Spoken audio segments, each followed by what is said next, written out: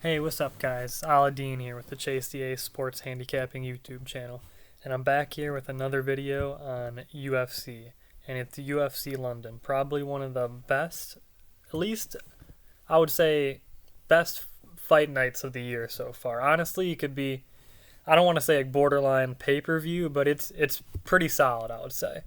So let's just jump right into it. I'll stop wasting your guys' time.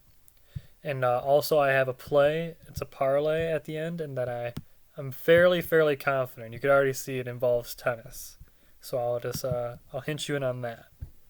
Let's just jump straight into it. I'm not really gonna dive too much onto the undercard, but I will clue you into this one play. The only fight I like on this prelim is my guy Mohamed Mokaev. Guy is just insane. He just had his UFC debut last fight, and he choked the guy out in 58 seconds. As you can see here, he's 10 years younger, 7-0. This is just his pro record, but he's 22-0 in his amateur record. He's from Dagestan. Those guys, like literally, his wrestling is ingrained in their blood, and he represents the United Kingdom though. So he even sounds British when he speaks, sort of. So the whole crowd will be behind him. This Charles Johnson guy, he's okay.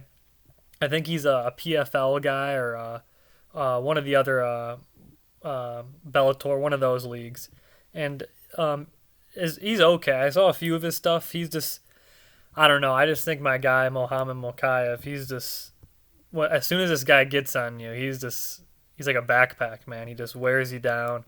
And as soon as he gets that choke, he's going to lock it in on this guy. I'm going to predict Mohamed Mokaev rear naked choke like he did last time.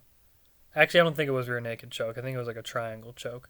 But either way, I'm going to predict some sort of choke in the second round. I think maybe this guy can put up a decent fight for like 5-7 minutes, and then Mohamed's going to take over. So I think Mohamed inside the distance would be a good play too. That's really the only play I like on the prelims. The rest of these fights are sort of just greasy. I know there's a few favorites in here, so I'm just going to sort of glide past them. I'm going to be honest. Not my cup of tea right there.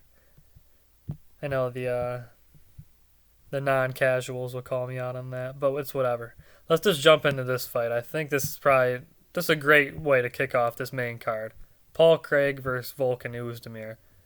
How is Paul Craig the underdog in this fight? And the odds show it too. He keeps shrinking every day I've seen him. He opened up at around plus 170, I think, and now he's only plus 125. It's almost a pick'em fight. I bet you it will be close to a pick'em. Get this guy in now. But I think the biggest problem with Paul Craig's game is basically submission or bust. His boxing isn't, I mean, it's okay, I would say, but I think his stand-up game is just definitely could be exploited for sure. His biggest asset is for sure his jiu-jitsu and his ground game. I mean, you don't want to stand a second with this guy, or you don't want to be on the mat for a second with this guy. I mean, because he'll lock up any submission on you. I think out of his he has 8 finishes in the UFC, if I remember, and I think 7 of them are by submission. So if you're going to bet this guy inside the distance, just bet him by submission. I mean, I don't know what the odds are on that, but I bet you at least 3-1. Let's just look it up right here. Actually, they're smart. Look at that. Plus 185, but only plus 125 right there. I mean, him by knockout is plus 1,200. He only has one knockout. I'd just say hit the money line. Don't even mess around at that point. The odds aren't good enough. I mean, if that isn't the dog in the night, I don't know what is. I mean, that guy, you can't fade him anymore. The guy is just sick. I forget who he I think it was Jamal Hill. That was one of the biggest beatdowns I've seen. He locked that guy up and just started going to town on him. So I got Paul Craig by, I'm going to go first round submission. I'll be ballsy. I'm going to say first round submission over Volkan. Moving on to the next one. I've heard a lot of people tell me Molly's a lock. Meatball Molly's a lock. And ever since Nunes versus Pena, minus 1,300 as she goes off, minus 5,000 after the first round. Minus 5,000. I am not joking, after the first round. And loses. If that isn't women's MMA or women's sports in general, I don't know what is. But people are really high on Molly Meatball. She's riding the wave after knocking out that Carolina chick. Her eyes were rolling in the back of her head. And she was lights out. I mean, that's probably the best women's knockout you'll ever see, to be honest. One thing I have seen is I think Molly is definitely she has the better boxing in this. That's what I've heard from a lot of people, and that's what I've seen in her last, I would say, 2 or 3 fights. Her stand-up isn't bad, I will say. She actually can throw a decent punch, I would say. But like I said, women's MMA, and you're gonna pay 4.5 to 1 or 4 to 1 juice on a woman's fight. I mean, does she win? Probably, but I don't want to sweat this ticket. I think she wins personally. I may have if Paul Craig wins, maybe I throw her into a play, but don't put her on a top ticket. Don't max her out. I don't think this is the best play personally. Next fight, we're going on to Krylov versus Gustafsson. Man, I swear Gustafsson has been on a very, very rough patch the last 5 or so years. I think his last win was 4 years ago over Glover, actually. I think it was a 5th round knockout. Weird how Glover also got finished in the 5th round by Yuri. But anyways, Gustafsson is, yeah, like I said, has not won in a long time. And his last fight was at heavyweight, I believe against Verdum, and the guy looked horrible. He looked like a fat slob in there. I mean, just absolutely horrible. But, I mean, I think if he wants to get back in his career, I think this is a decent fight to do so. I just think he's getting a little long in the tooth. He's taking a lot of damage. Those 2 fights with Jones, the fight with DC, the guy just hasn't had it since those fights, and I just can't, honestly, I can't bet on this fight. I just think this is another stay away fight. It's a dog or pass for me, honestly. I'm going to choose Gustafsson or nothing, because Krylov, I think he has decent wrestling, to be honest. But I think, Gustafsson also has pretty solid wrestling, too. So, I mean, I don't know. I think to stay away, bet the dog if you're going to get bet. I don't know. I just stay away. Next fight. We're moving on to my boy, Paddy Pimblett. Guy's just awesome. I mean, his whole persona, his hair, just how he's with Barstool now is just there's no other fighter like him on the roster, and he's only fought 3 fights in the UFC, and he's just one of the biggest stars already. I just think Paddy Pimblett versus Levitt, I think this is the way it's going to go down.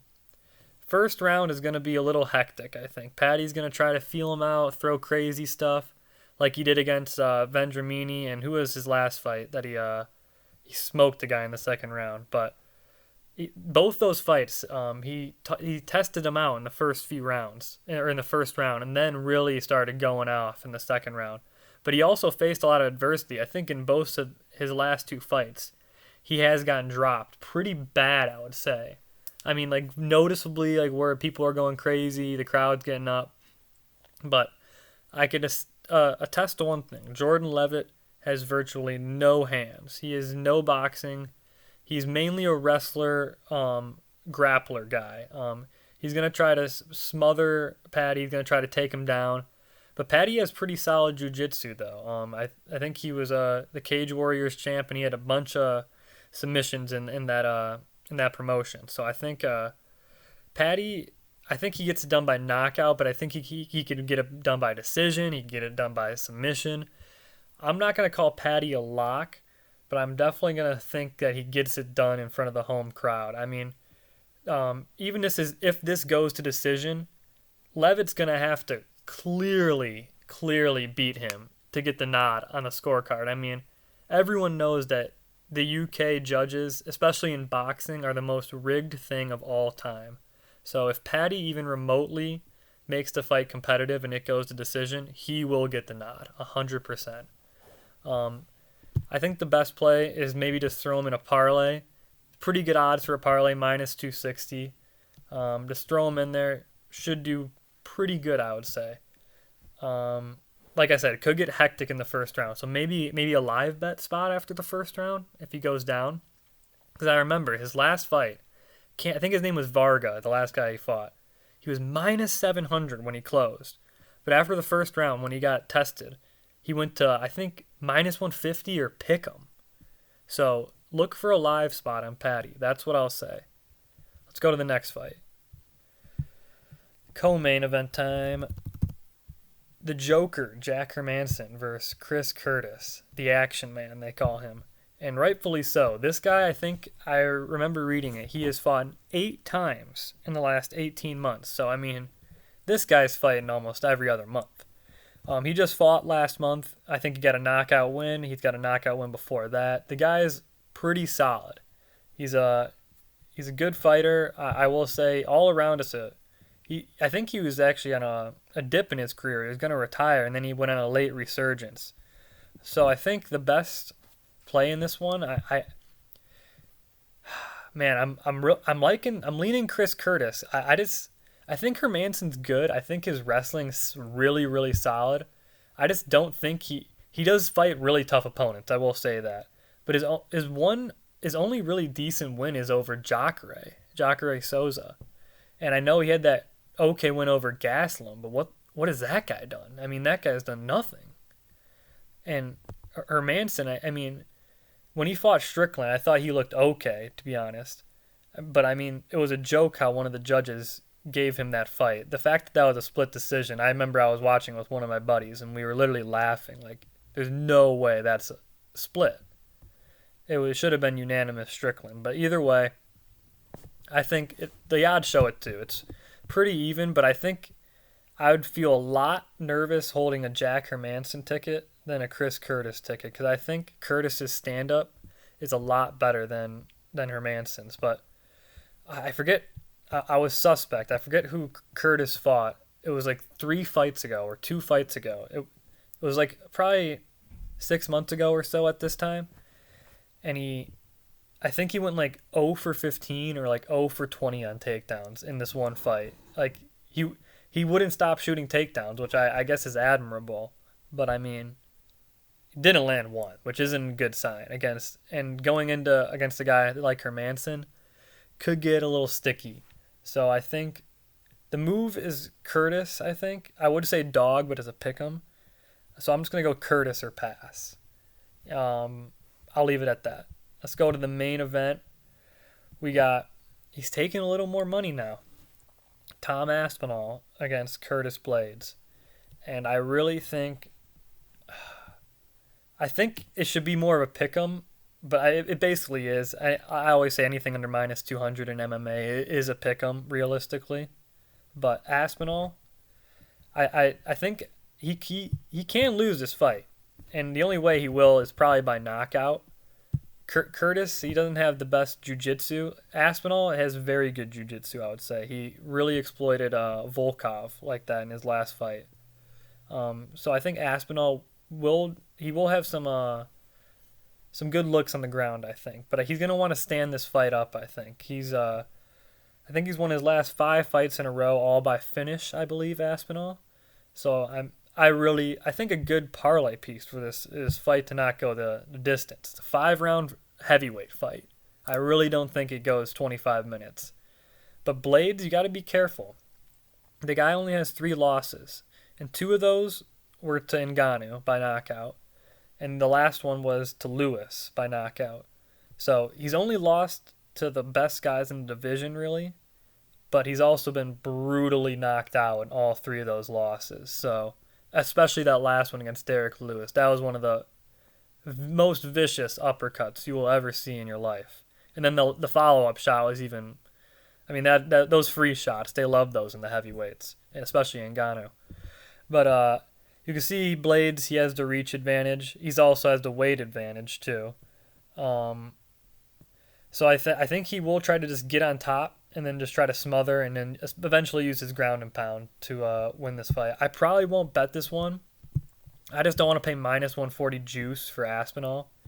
And if I do, I'll probably just bet him inside the distance to get plus odds or around plus odds because, like I said, I really do not see this fight going 25 minutes, especially with both these guys. They're gonna swing and bang, as Derek Lewis would say.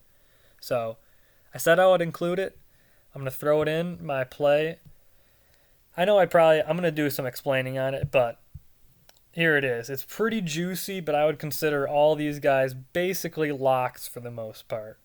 Casper Ruud, the guy is he's amazing on clay. He dominates these small 250 tournaments. He just won the tournament last year, and like I said, he owns the surface. And also Albert Ramos Vinulas. He just played a 3-setter match that went to a third set tiebreak. So I think he'll be pretty old.